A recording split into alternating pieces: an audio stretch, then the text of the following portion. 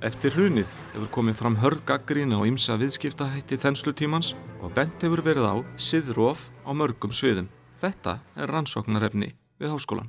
Mér fannst vera svolítið áhugavert að sjá það raunverulega hvað fólk var og þeir kannski sem stjórnuðu bönkunum eða voru í forsvari fyrir mörg þessum fyrirtækjum voru kannski lítið meðvitaðir eiginleika þessa samfélags, smæðina, hvað raunverulega þetta samfélag þolir.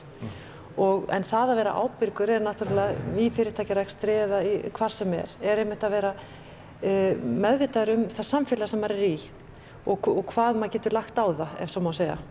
Og ég held að þarna hafi komið fram að fólk hafi kannski farið svo mikið fram úr sér að það gleymdi raunverulega þessum grundvallar atriðum.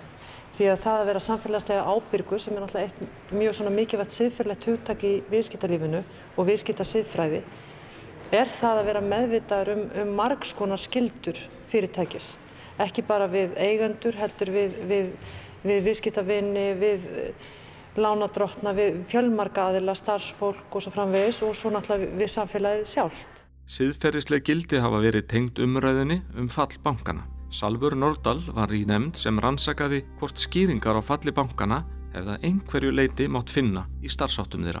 Það sem við sáum og hefum lagt talsvert áherslu á í okkar skýrslu það að það svona kannski mikið virðingarleysi við reglur sem var svona algengt innan bankakerfisins og kannski víðar í samfélaginu. Það held ég kannski að sé mál sem varða kannski svolítið okkar samfélagslegu menningu eða ef svo má segja að við höfum kannski almennt séð ekki verið mjög löghlýðin eða tekið reglur og lög mjög alvarlega.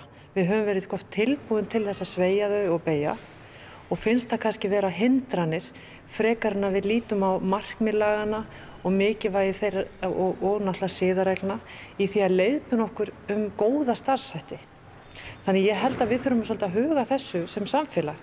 Hvernig við aukum við virðinguna fyrir lögum, því það tómt mál raunverulega að setja reglur, lög, siðareglur ef fólk ætlar ekki að fara eftir þeim.